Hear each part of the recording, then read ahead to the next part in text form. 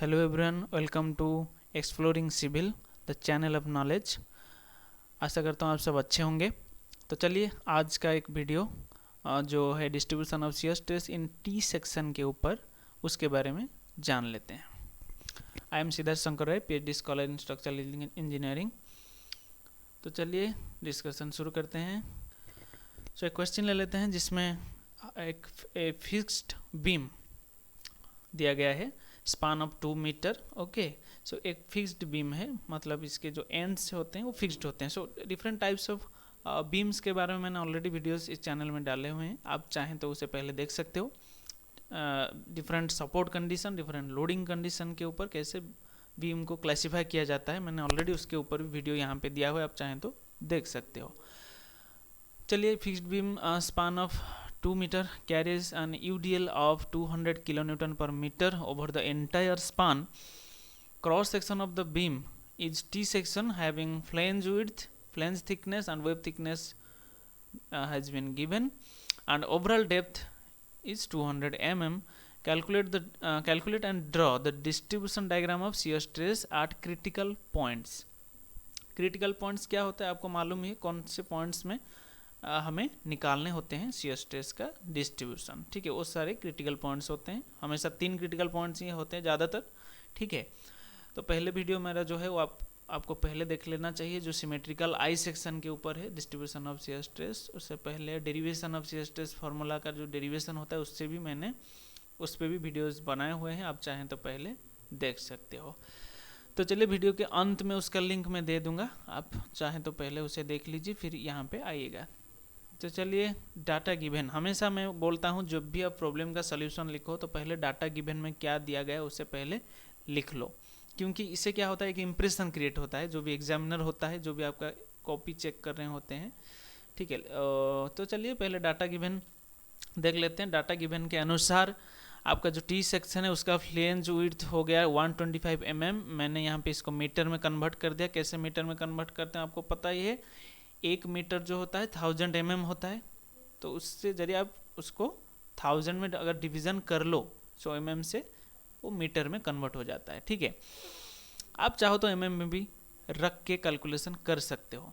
तो यहाँ पे फ्लेंज विड्थ हो गया इतना, फ्लेंज थिकनेस कितना है 25 mm, 0.025 mm metre, and web thickness भी उतना ही है, थिकनेस ऑफ वेव, ये है वेव, ये है फ्लेंज। पता ही आपको आई सेक्शन में 2 फ्लेंजेस होते हैं, टी सेक्शन में एक ही फ्लेंज होता है, एक ही वेव होता है।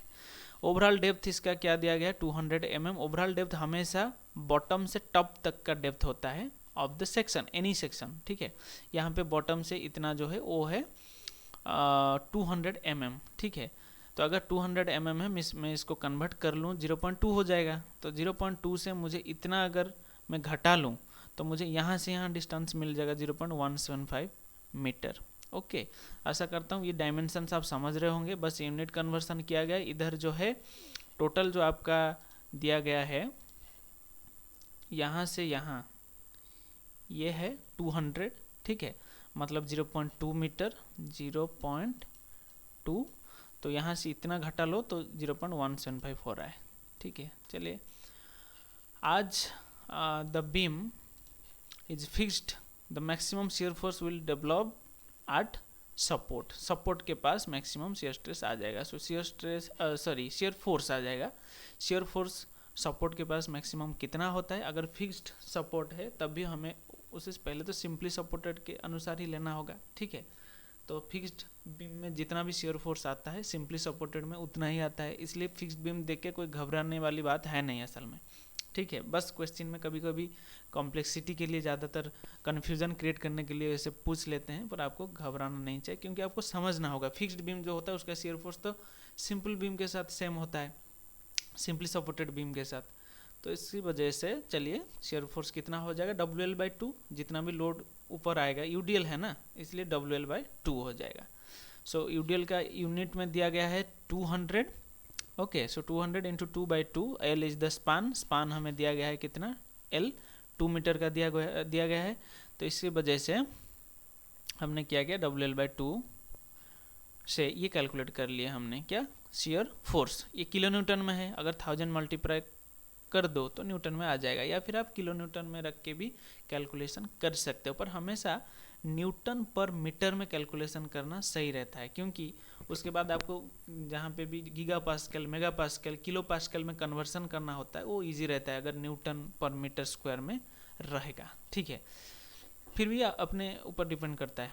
सॉल्यूशन अभी डाटा गिवन में हमें जो भी दिया गया है हमने लिख चुके हैं, तो चलिए सॉल्यूशन के ऊपर चलते हैं। We know that shear stress at any point within a cross section is given by this formula, tau is equal to F A Y bar by I B. तो यहाँ पे क्रिटिकल पॉइंट्स कितने होते हैं, हमेशा मैं बोलता हूँ फ्लेंज्ड सेक्शन जो होते हैं उनमें 3 क्रिटिकल पॉइंट्स होते हैं हमेशा।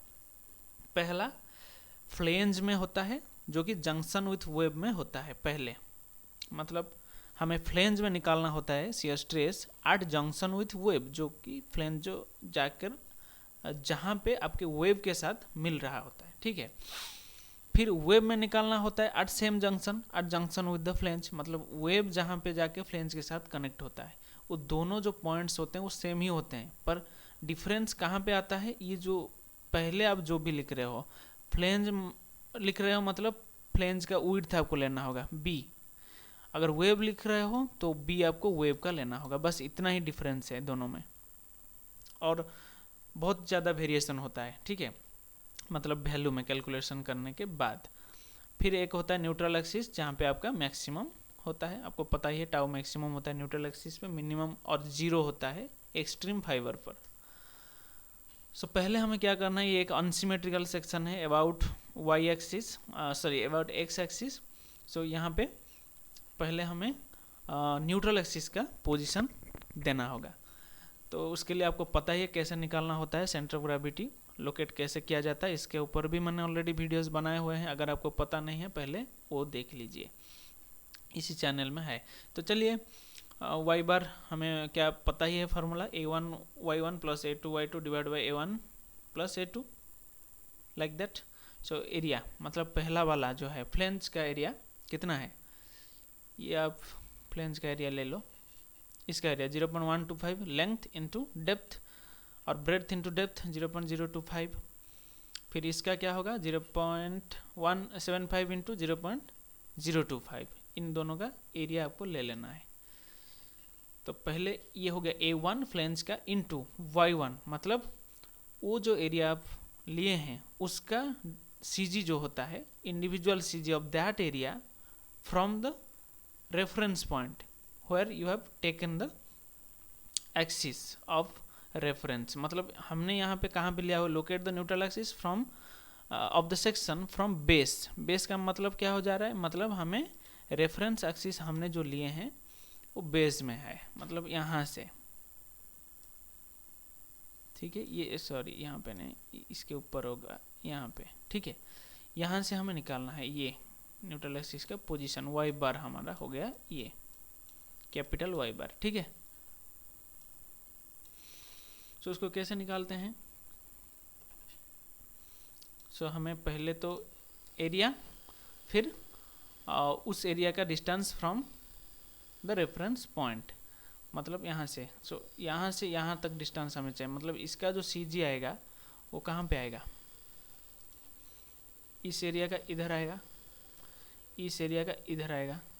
ठीक है, सो ये डिस्टेंस हमें चाहिए पहले तो, यहाँ से यहाँ, फिर यहाँ से यहाँ। ठीक है, सो ये डिस्टेंस कैसे निकालते हैं आपको पता ही होगा, मैं उसके ऊपर ज़्यादा नहीं जाऊँगा, क्योंकि ऑलरेडी जो मैंने इसको ऑलरेडी आपको बता दिया है कि पहले भी मैंने इसका वीडियो डाले हुए हैं, आप चाहे तो उस वीडियो को पहले देख सकते हो। सो ये हो गया y1, ये हो गया a1 y1 plus a2 y2 divide by a1 plus a2। So this will give you the position of neutral axis from the reference point, from the base. We have chosen it from base. Okay. So 0.129 metre. So कहाँ से हो जाएगा, base से। Moment of inertia अभी निकालना आसान होगा, क्योंकि हमें ये डिस्टेंस तो चाहिए ही था। ठीक है, मोमेंट ऑफ इनर्शिया कैसे निकालते हैं आपको पता ही है, parallel axis theorem. Parallel axis theorem क्या है, IG plus AH square, moment of inertia through the centre of gravity of the section plus area of the section into centroidal distance of that section from the reference axis, square of that. So ये इसके बारे में मैंने already video डाले हुए हैं, आप चाहें तो मैंने ऑलरेडी ये जो वीडियोस हैं ये सारे के सारे पहले से ही इस चैनल में अपलोड कर दिया है, तो चाहें तो आप देख सकते हो। तो अभी चलिए ये माउंट ऑफ इनर्शिया कैसे हुआ। So this is I G plus area A into आपका एच स्क्वायर, मतलब वो जो एरिया हम ले रहे हैं उसका सी जी से आपका जो भी न्यूट्रल एक्सिस है, आपको ये जो mount of inertia of the section ये कहाँ से चाहिए, हमें न्यूट्रल एक्सिस से चाहिए, मतलब यहाँ से, ठीक है। सो एरिया इनटू मतलब इसका पहले आपको इंडिविजुअल आई जी मतलब moment of inertia through centre of gravity of this rectangle पहले निकालना है, plus area of this rectangle into distance between this C G and this neutral axis square करना है। सिमिलरली ये नीचे वाला का भी moment of inertia about its neutral axis, individual neutral axis, क्योंकि ये जो न्यूट्रल एक्सिस है ये टोटल टी सेक्शन का है, पर हमें इस रेक्टेंगल का पहले चाहिए I G, so moment of inertia through own centre of gravity, then area of this plus distance between this and this का स्क्वायर, ठीक है। वो करने के बाद आपको मोमेंट ऑफ इनर्शिया मिल जाएगा, ठीक है। कभी कभी क्वेश्चन में मोमेंट ऑफ इनर्शिया पहले से गिवन होता है तो ज़्यादा आसान रहता है। चलिए पहले क्रिटिकल पॉइंट के ऊपर चलते हैं, flange at junction with web, ठीक है। मतलब ये वाला यहाँ पे ये है फ्लेंज, ये है वेव, तो ये इस पॉइंट के बारे में बोल रहे हैं, ठीक है। तो मैंने यहाँ पे ये पोर्शन शेडिंग किया हुआ है, क्यों पता चल ही जाएगा आपको। आपको पता है एरिया जो होता है ए, उसका जो जनरल नोटिफिकेशन ए का क्या होता है, this area is the area above the point you have considered for calculating the shear stress। मतलब हम ये पॉइंट अभी कंसिडर किए हुए हैं, तो इससे ऊपर जो एरिया रहता है उस एरिया को हमें यहाँ पे लेना है। तो इसके ऊपर अभी फ्लेंज एरिया ही है, तो ये हो गया। फिर वाई बार मतलब उसी एरिया का सेंटर ऑफ ग्रेविटी से न्यूट्रल एक्सिस तक का डिस्टेंस क्या होता है, कैसे होता है, देखिए ये टोटल हो गया 0.2 ओवरऑल डेप्थ, आपको पता ही है।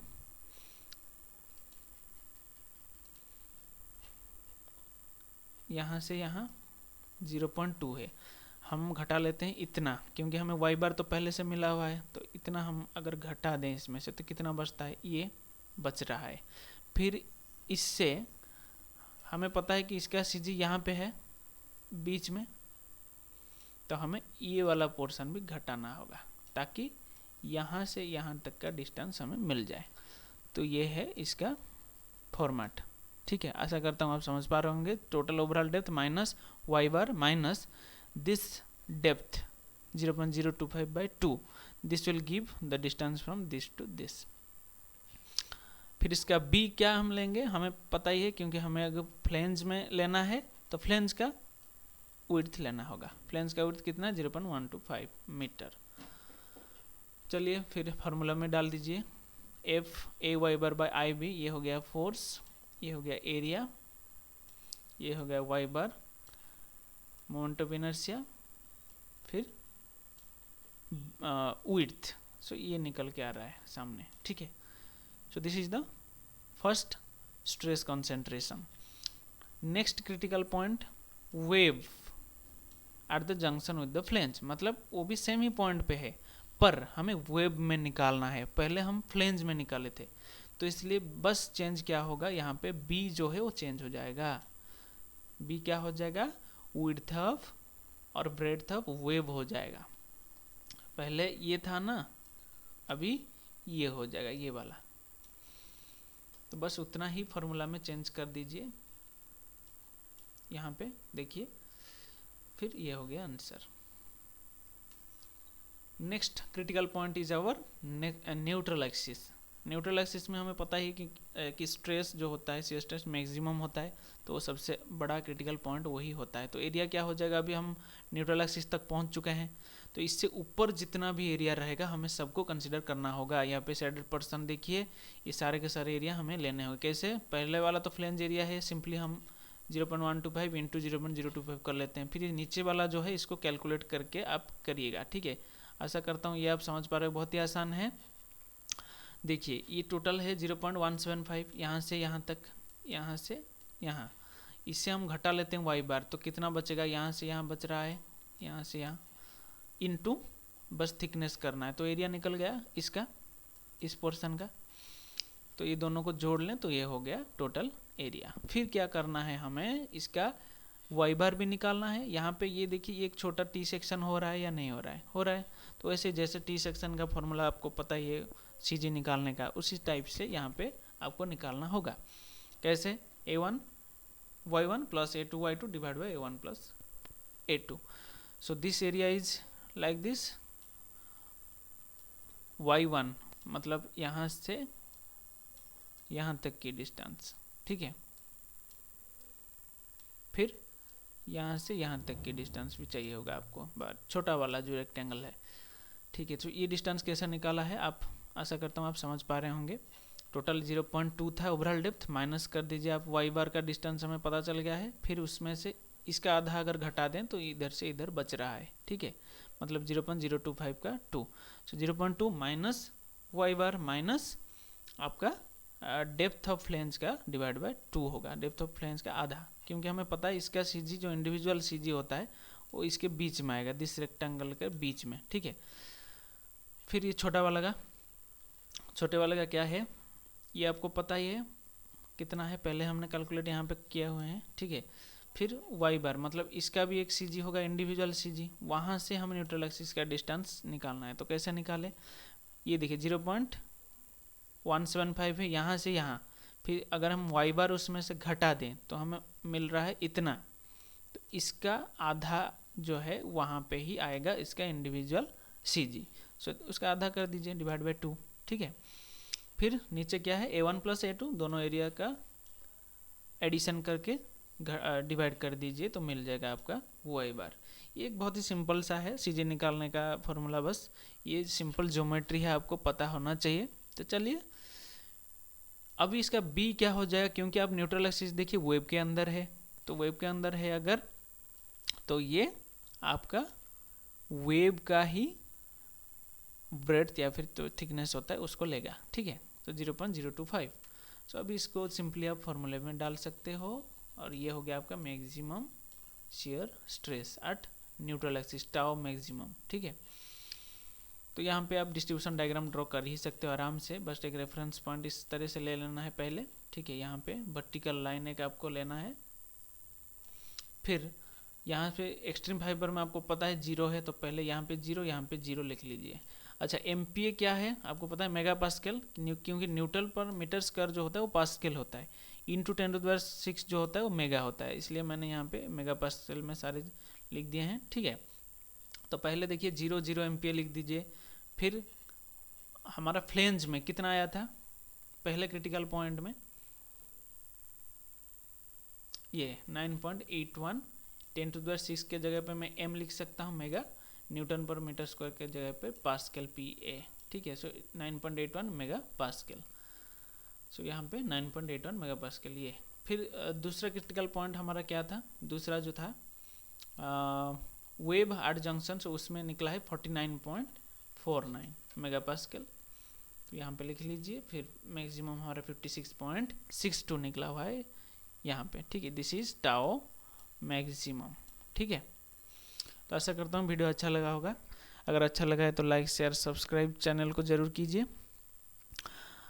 आपके लिए क्वेश्चन है यहाँ पे होम टैक्स, और ये है कि यहाँ पे मुझे बताइए what is the ratio of tau maximum and tau mean. यहाँ पे मीन शियर स्ट्रेस निकाल के आपको उसका रेशियो कंपेयर करना है मैक्सिमम के साथ, मतलब the question is how much times tau maximum differs from tau average और टाउ मीन शियर स्ट्रेस से। आपको पता ही है कैसे मीन शियर स्ट्रेस निकालना है, ये क्वेश्चन में कभी कभी आता है। आप चाहो तो पहले बार आई सेक्शन का जो शियर स्ट्रेस डिस्ट्रीब्यूशन है उसमें ऑलरेडी मैंने इसके बारे में डिस्कस किए हुए हैं, उसको रेफरेंस के तरह लेके आंसर मुझे कमेंट में ज़रूर बताइए। Thank you.